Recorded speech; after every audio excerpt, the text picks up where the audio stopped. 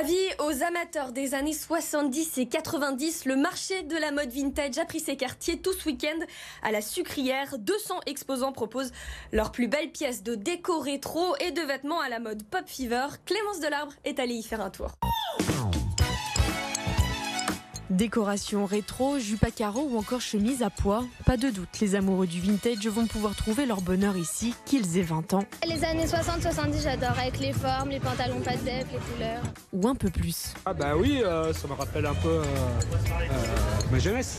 Cette année, le marché de la mode vintage met à l'honneur les années pop fever, l'occasion de dégoter des pièces uniques plus colorées les unes que les autres. Pour moi, pop, c'est des couleurs très flash. Peut-être aussi de l'argenté, du doré, et puis voilà, un peu dans l'esprit du dressing de Madonna.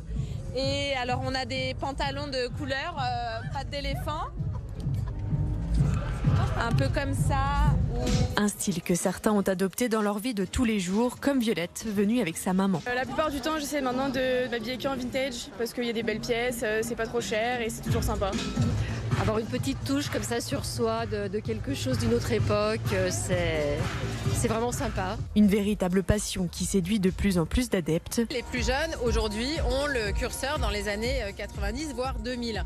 Donc toute la tendance streetwear qu'on a vu effectivement réapparaître, aujourd'hui elle se nourrit des couleurs des années 70 parce que les gens ont besoin de se réassurer sur ce côté festif de la mode qui est un ancrage aussi dans notre société et puis une manière de réchauffer les cœurs. 15 000 visiteurs sont attendus tout au long de ce week-end à la Sucrière.